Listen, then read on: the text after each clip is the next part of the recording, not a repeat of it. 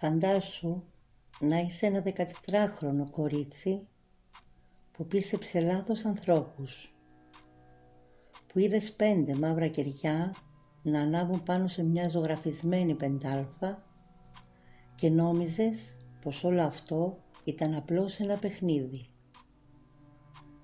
Αυτό που πρόκειται να ακούσεις δεν είναι σενάριο ταινίας τρόμου, είναι η πραγματικότητα του Δεκεμβρίου του 1993, όταν η Ελλάδα έχασε τον ύπνο της.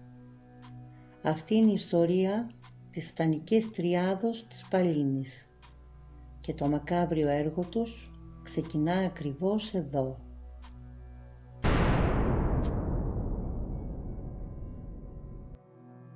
Αθήνα, Δεκέμβριος του 1993. Στα γραφεία της ασφάλειας Αττικής, ο αέρας είναι βαρύς από τον καπνό των τσιγάρων και την ανθρώπινη φρίκη. Ο ταξίαρχος Δημήτρης Αποστολόπουλος στέκεται μπροστά στους δημοσιογράφους. Το πρόσωπό του είναι ανέκφραστο, αλλά τα μάτια του έχουν δει ήδη πάρα πολλά. Ξεκινά να μιλά. Οι λέξεις του πέφτουν σαν πέτρες στο δωμάτιο. Ανακοινώνει μια αλήθεια που κανείς δεν ήθελε να ακούσει. 2 παιδικοί φίλοι, 2 αγόρια της διπλανής πόρτας που φορούσαν το χακί της πατρίδας. Ο Ασημάκης Κατσούλας στα 21 του με τη στολή του πολεμικού ναυτικού. Ο Εμμανουήλ Δημητροκάλης στα 19 του στρατιώτης του πεζικού. Στα χαρτιά υπηρετούσαν τη χώρα. Στο σκοτάδι υπηρέτησαν κάτι άλλο. Οι δυο τους δεν είχαν το ελαφρυντικό της τρέλας. Είχανε πλήρη συνείδηση. Στις ερημιές της Παλίνης και του Κοροπίου, εκεί που το αστικό τοπίο σβήνει μέσα στα ξερά χόρτα και τις πέτρες, έστειναν το δικό τους θέατρο. Τελετές μαύρης μαγείας. Ψήθυροι στο σκοτάδι, κεριά που έλειωναν στο χώμα και μια αρρωστημένη ανάγκη να παρασύρουν κι άλλους στο βούρκο τους. Δίπλα τους μια κοπέλα, η Δήμητρα Μαριέτη, μόλις 18 χρονών, η φίλη του Κατσούλα.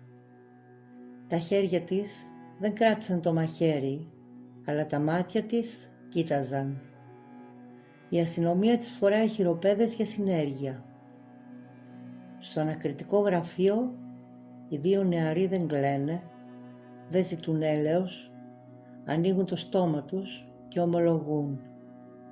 Οι λέξεις τους ξερνάνε λεπτομέρειες που παγώνουν το αίμα των αστυνομικών.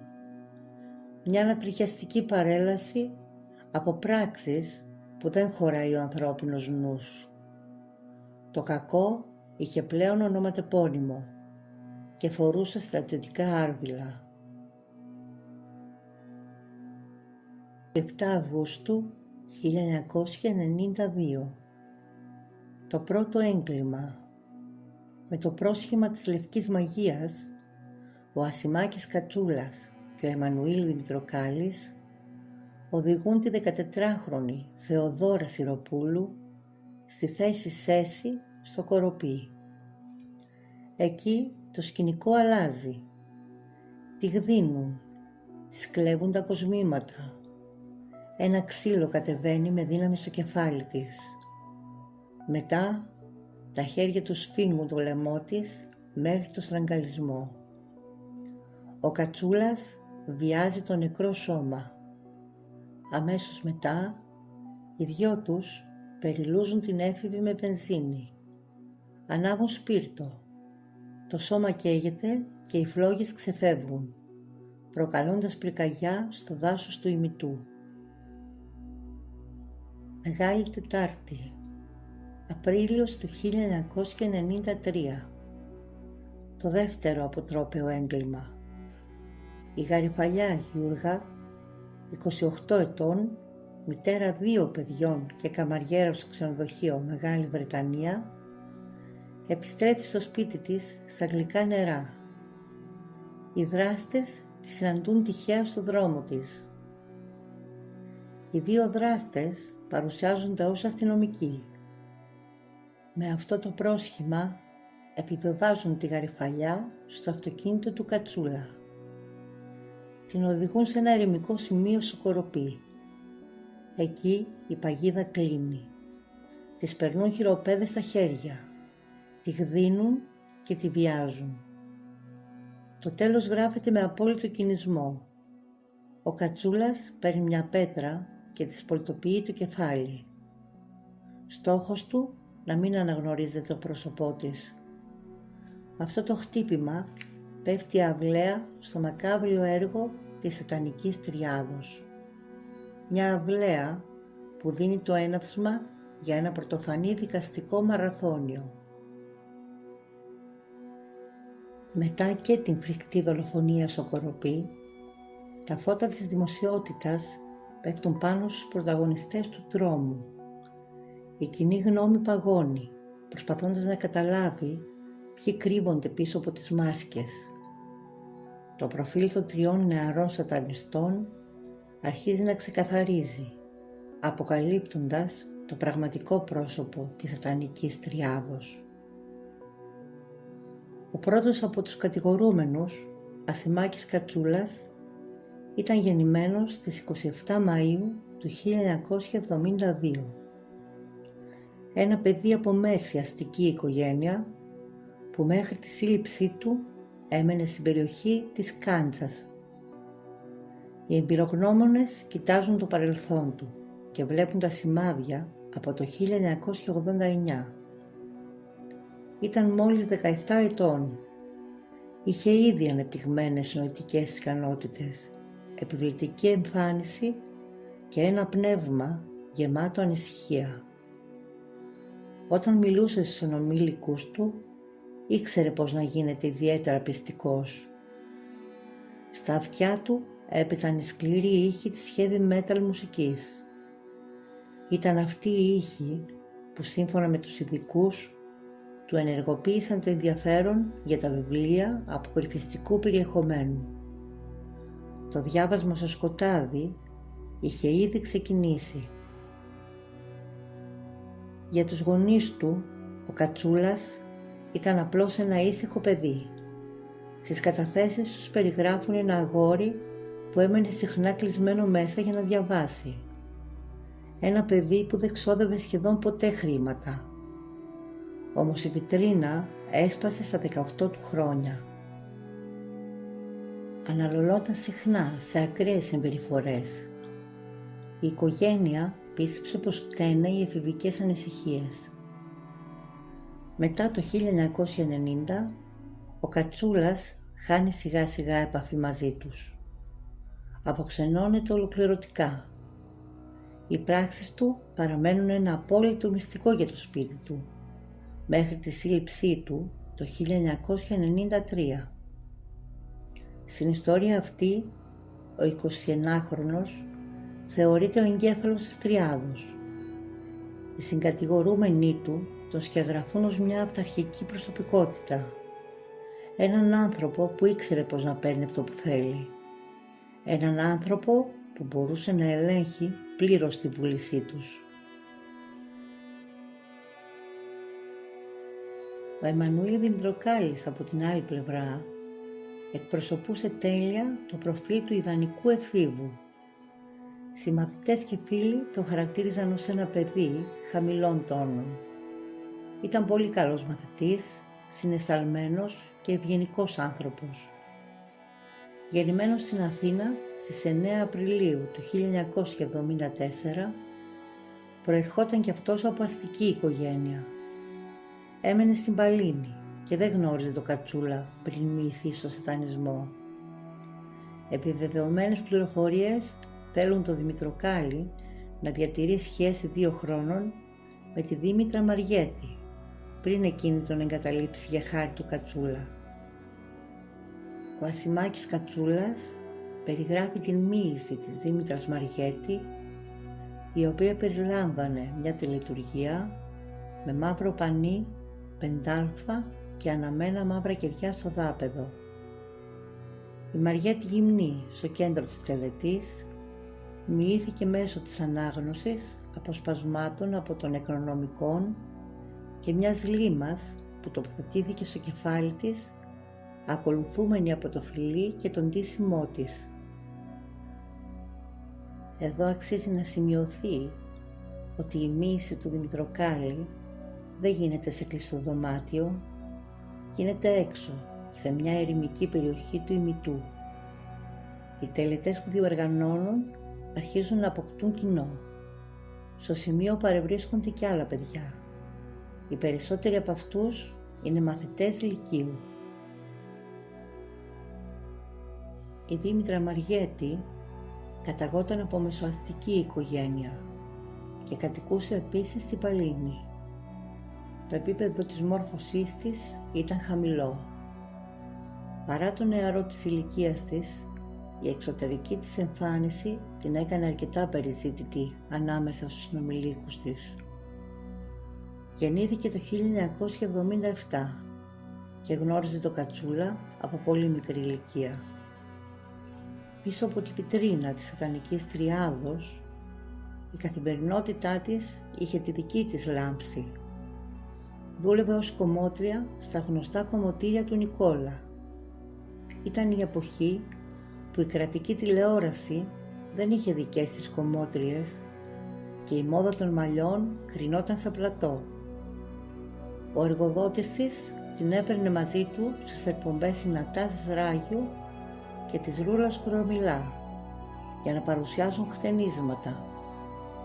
Ενώ στους δρόμους οι γυναίκες σχημάτιζαν ουρές με φωτογραφίες της Ρούλας και της Ελένης, ζητώντας το ίδιο κούρεμα, και επώνυμοι άνδρες έκαναν κρυφά περμανάντια όγκο.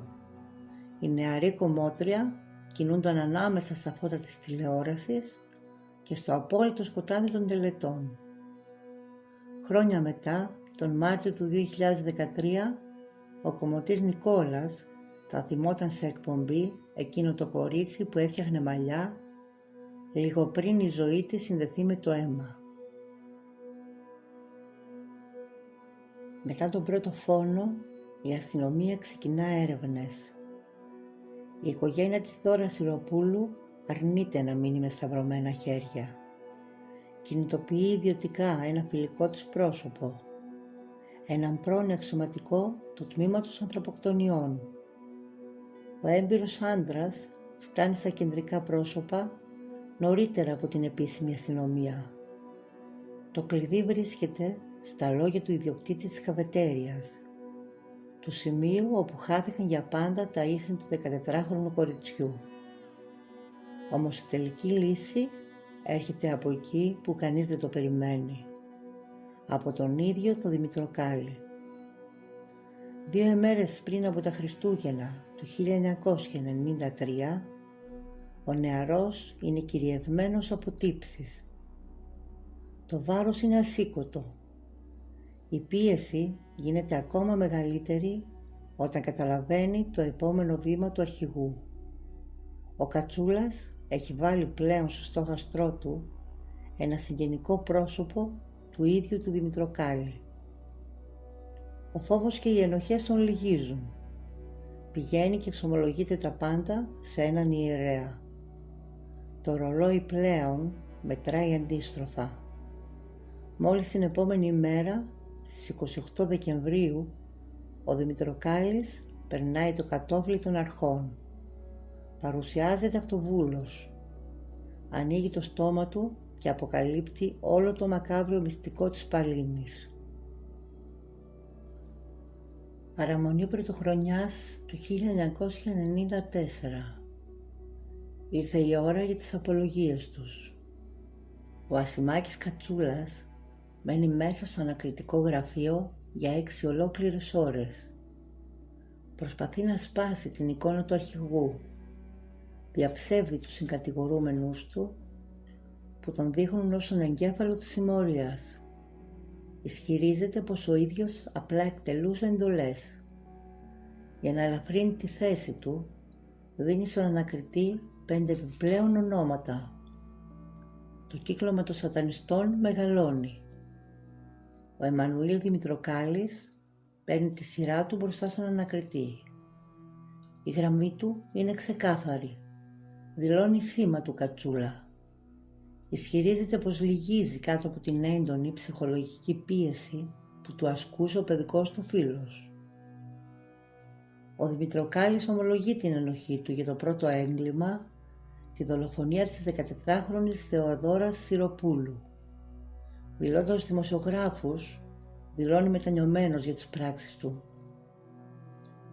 Η 18χρονη Δήμητρα Μαριέτη ακολουθεί την ίδια γραμμή.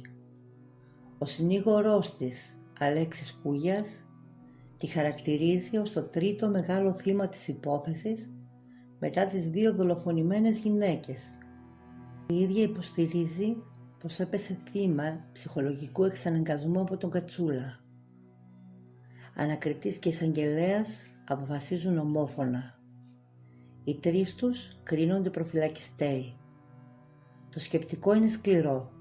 Θεωρούνται άτομα ιδιαίτερα επικίνδυνα για τη δημόσια ασφάλεια, ύποπτη φυγής και η φυλάκισή τους κρίνεται απαραίτητη για να μην τελέσουν νέα αδικήματα.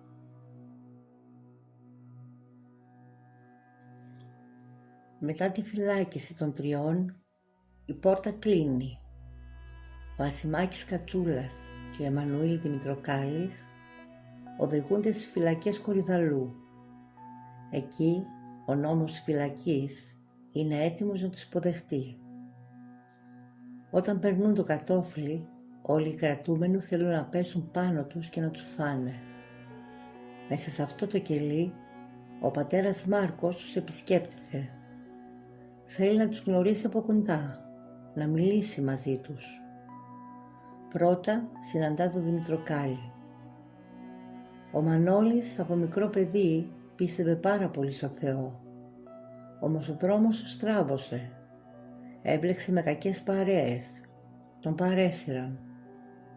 Όταν όμως μπαίνει στη φυλακή, η βιτρίνη του σατανιστή σπάει. Όλα αλλάζουν ξανά μέσα του. Θυμάται τον παλιό του εαυτό.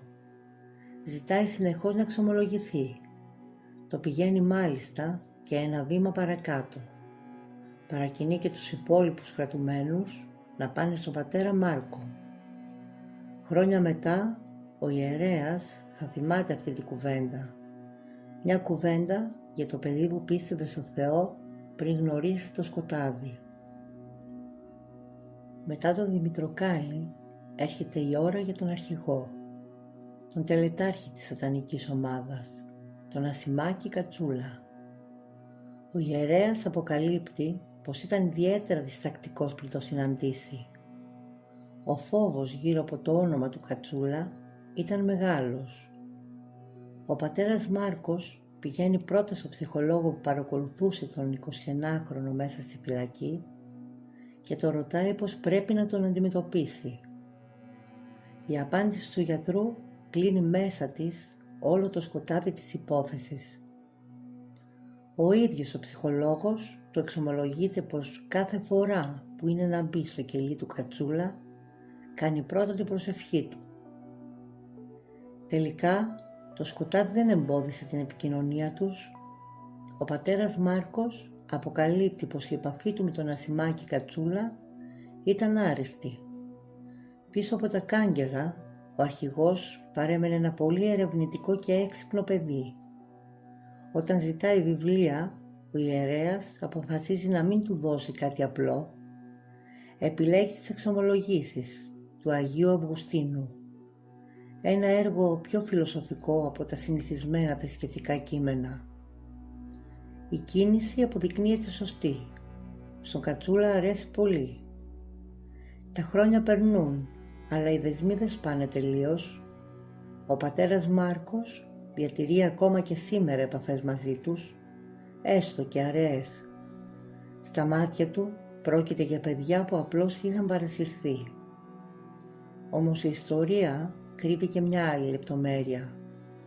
Σε όλη αυτή τη διαδρομή, ακόμα και μετά την αποκάλυψη των φρικιαστικών πράξεών τους, οι δράστες δεν έμειναν μόνοι. Είχαν πάντα στο πλευρό τους τη στήριξη και τη συμπαράσταση των οικογενειών τους. Η αυλαία πέφτει, αλλά το σκοτάδι μένει. Τα φώτα της δημοσιότητας έσβησαν, οι ποινές εκτίθηκαν και οι δράστες επέστρεψαν στη κανονική του ζωή. Πίσω στην ερημιά της Παλίνης όμως, το χώμα θυμάται ακόμα το αίμα. 2 γυναίκες έχασαν τη ζωή τους για μια αρρωστημένη ψευδαίσθηση και η ελληνική κοινωνία έμαθε με τον πιο σκληρό τρόπο ότι το απόλυτο κακό δεν κρύβεται στα παραμύθια. Κρύβεται στα μάτια των παιδιών της διπλανής πόρτας. Αν σου άρεσε αυτή η σκοτεινή αναδρομή στην υπόθεση της Παλίνης, κάνε ένα like στο βίντεο, γράψτε στα σχόλια τη γνώμη σου για την εξέλιξη των δραστών και κάνε εγγραφή στο κανάλι μας για περισσότερες αληθινές ιστορίες εγκλήματος. Μέχρι το επόμενο βίντεο να θυμάσαι, ο κίνδυνος παραμονεύει εκεί που το φως σβήνει.